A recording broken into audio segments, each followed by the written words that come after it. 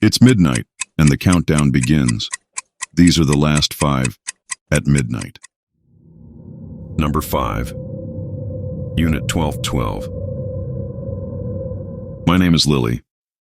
I was 9 years old when we moved into the apartment on the 12th floor. This was back in 1994. Just me and my mom, after the divorce. It was small, but she called it a fresh start. My mom was quiet, shut off. We didn't really meet the neighbors. She just wanted to settle in and move forward. The only thing I noticed was that my bedroom seemed to share a wall with the unit next door. I assumed a kid lived there. At night, I thought I could hear something, soft sounds, maybe even a voice, but I didn't think much of it, until it started happening every night. The first time it woke me up, I looked over at the clock. 12:12 a.m., red digits glowing in the dark. That became the pattern. At first I figured it was just part of getting used to a new room. But then I started hearing it, knocking. From the other side of the wall, 3 soft taps, then a voice, muffled, a boy's voice. I could never understand what he was saying. It sounded like he was talking through the wall or underwater, but he always sounded the same, close, like he was just inches away. Sometimes I thought maybe he wanted to play. Other nights, I felt like he was crying. Then the smell started. At first it was faint, like smoke from a distant candle, but as the nights went on, it got worse, like something was really burning. I told my mom. She brushed it off, said apartments make strange noises, and maybe someone nearby was cooking late at night. She was tired. She didn't want to deal with it. But the knocking continued, and the voice never changed. I stopped sleeping. One night the smoke was so strong I couldn't breathe. I ran to my mom's room crying, begging her to come check. When she walked into my room, she froze. She smelled it too. Without hesitation, she grabbed the phone and called the fire department, convinced the apartment next door was on fire. But when the firefighters arrived, they were confused. The unit was completely empty. It had been vacant for the last 4 months. No fire, no signs of damage, and no one had reported any issues. My mom didn't say much that night, but the next day I saw her on the phone making calls. Later that week, she went down to the public library to look through their archives. That's when she found it. A news clipping. 10 years before we moved in, there had been a fire on the 12th floor. A gas leak caused a small explosion just after midnight. A family had been trapped inside one of the units. Unit 1212, according to the article. The parents survived. Their son didn't. The entire floor was renovated after the fire. The building changed ownership. The old landlord went bankrupt. Everything was painted over. But the boy, he never left. We didn't move out right away. My mom had put everything she had into getting us that place. We stayed another year. Now here's the thing. We lived in Unit 1214. The unit next to ours, the one I heard every night, was 1212. After that night, the smell of smoke came and went. It was faint, but always there. It lingered for months, almost like he was still trying to get out. Eventually, my mom earned a promotion at work and found us a new place. But I never forgot. Sometimes, to this very day, I still hear it when I try to sleep. 3 soft knocks, and a boy's muffled voice through the wall. Number 4. Polly wants to play. I was about 12 years old at the time, and on that day my parents left me home alone to babysit my 6-year-old sister, Amanda. This was sometime in the early 80s, I want to say 1982, but I'll never forget the way that day unfolded. My parents were heading out to a friend's house for the evening. I wasn't sure why. Maybe a small gathering or something, but I didn't ask. Before they left, my mom made fresh cookies and fed my sister lunch. She gave me a few bucks to order pizza for dinner and told Amanda to listen to her big brother. It was my first time staying home alone with her, and honestly, I felt pretty cool about it. We were watching cartoons after they left, but at some point, Amanda wandered off. I thought she was just scared of being alone, but when I found her, she was crying, apparently because she couldn't find her Polly Pocket. We searched her whole room. No luck. I remember noticing her bedroom window was cracked open, which was odd. I figured my mom just forgot to close it while airing out the house, so I latched it shut and moved on. Soon after, Amanda cheered up and said she was hungry. I grabbed the phone and ordered a large cheese pizza. The number was already written on a notepad by the phone. They said it'd be 30 minutes or less, so we went back to watching TV. And that's when things turned sinister. No more than 5 minutes later, we heard a knock at the door, followed by the doorbell. Amanda shot up and shouted, "Pizza's here!" She ran to peek out the window like she always did. But this time she screamed, "He has Polly!" She ran to hide behind me, shaking. I asked her who had Polly, totally confused. She tried to stop me from going to the window, begging me not to look. But I did, and that's when I saw him. There was a man standing right at our front door, dirty, old, ragged clothes. He had a long beard and hair that hung down over his eyes. One shoe was missing, the other worn and frayed. And then he smiled, slow, creepy. "I think that Polly wants to play," he said, then held up Amanda's missing Polly pocket, pressing it to the window. We screamed. I grabbed Amanda and bolted for my parents' bedroom. The only phone in the house was in the kitchen, but I didn't want to risk running out there. We hid under the bed. Amanda was crying uncontrollably. I told her we had to run for the phone and call for help. We got to the bedroom door, counted to 3, and ran.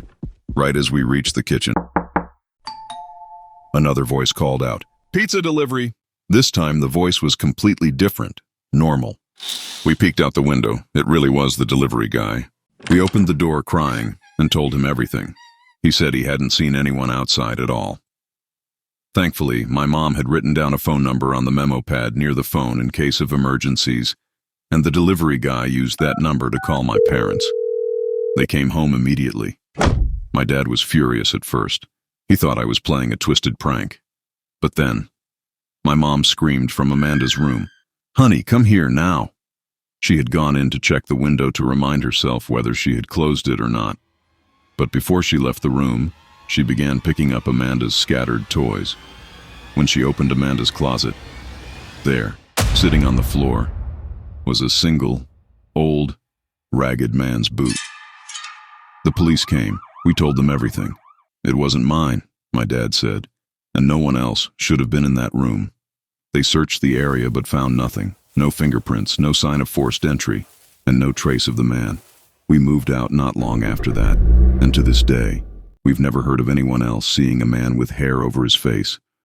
If he's still out there, or anyone else like him for that matter, for the sake of you and everyone you love, I've learned a few things. Never assume daylight means you're safe.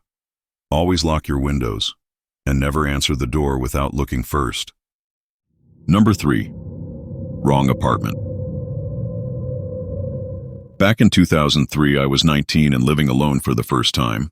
I had just moved into a small, cheap studio apartment outside of Omaha. It wasn't much. Stained carpet, buzzing fridge, weird smell in the hallway. But it was mine. I worked nights, 6 p.m. to 2 a.m., at a warehouse a few miles out. By the time I got home and settled, it was always around 3 a.m. I'd unwind, eat something, and try to fall asleep by 4. But about 2 weeks in, my phone rang. It was 3:30 a.m. I let it go to voicemail. No message. Next night, same time, same number. This time, I answer the phone. Hello? Silence. Then, faint raspy breathing. And just as I was about to hang up, what I heard next gave me chills.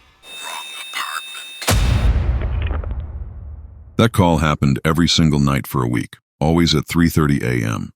Always the same whisper.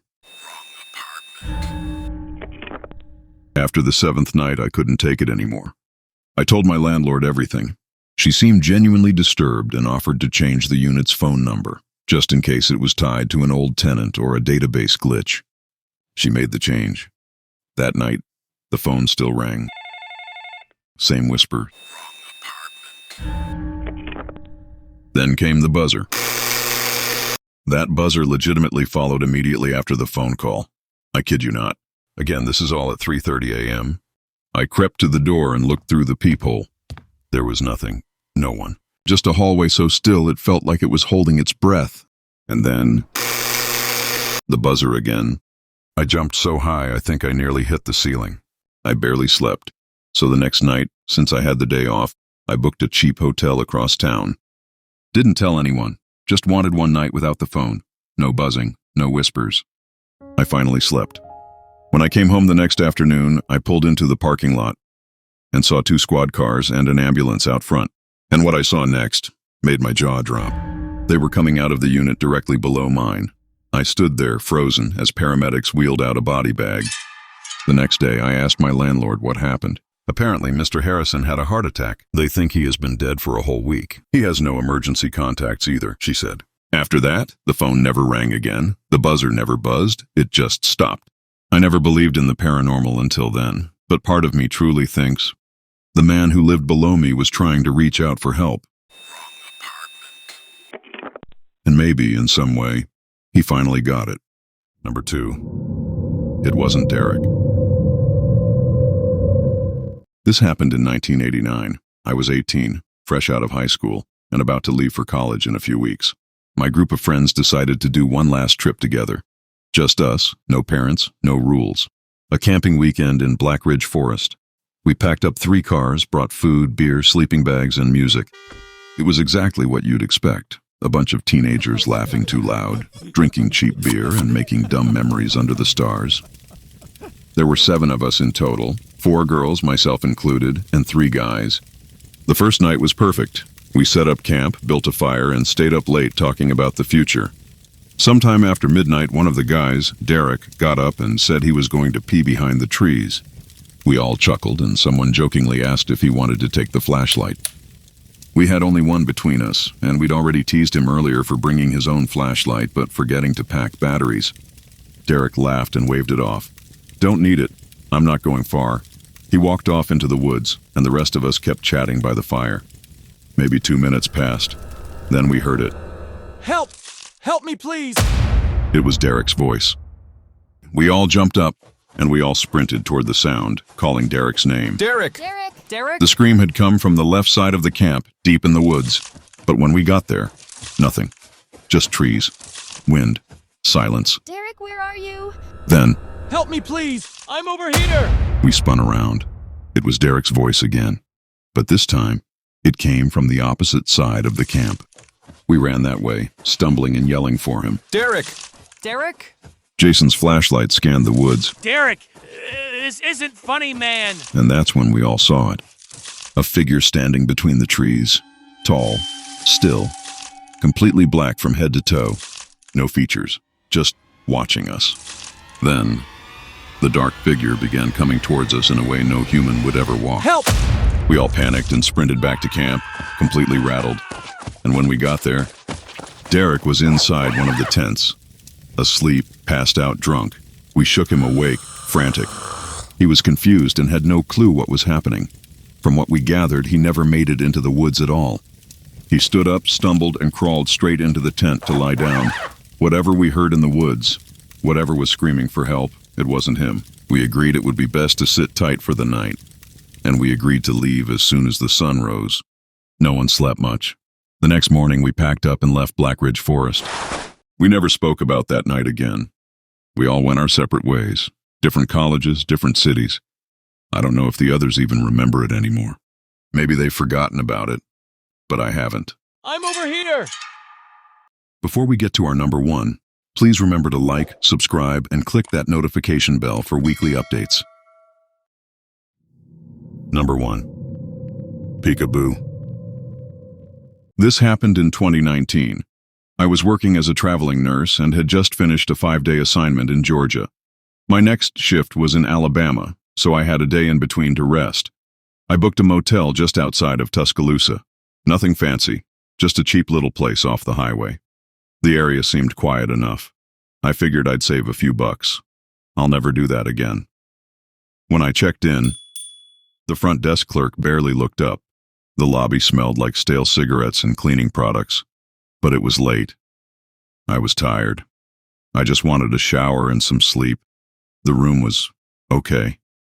There was a strange chemical smell when I opened the door, but I had my usual disinfectant spray, so I sprayed down the bathroom, the bed, the TV remote, everything I normally do when I'm on the road. I got into the shower around midnight. That's when I heard it. Breathing. Not mine. It was slow, heavy, in and out. almost like someone struggling to stay quiet. I turned off the water. Still, I could hear breathing. I slid the door open. I leaned out of the shower, listening. Nothing. I told myself I was exhausted and imagining things. Finished up, got out, and wrapped myself in a towel. I was standing at the mirror, blow-drying my hair, when I caught something in the reflection. I could see something in the vent on the bathroom wall. It was eyes, and they were looking straight at me. For a second, I couldn't move. My stomach dropped. His face was pressed up behind the metal slats and he wasn't blinking, just watching me. I screamed. I grabbed my phone and ran out of the room barefoot, soaking wet, towel half falling off. I called the police from the parking lot. They arrived fast, within 10 minutes. I stayed outside while they banged on the door to the room next to mine. He didn't answer, so they forced the door open. Inside, they found a man huddled in the corner, talking to himself. There were needles and drug paraphernalia all over the room. The smell I had noticed earlier, that was coming through the vent. The scariest part? He had moved the bathroom vent cover just slightly. That's all it took for him to watch me. They took him into custody. I didn't wait around for more questions. I checked out that night and drove to the hospital I was scheduled for the next day, where I slept in one of the on-call rooms. I used to laugh at my mom when she told me to never go cheap on a motel. Now, I always pay extra. Not for comfort, but for peace of mind. Please don't ever risk your safety just to save a few bucks. That concludes our countdown for tonight, but the real nightmare begins now. Don't forget to like, subscribe, and join us next time for next week's Last 5 at Midnight.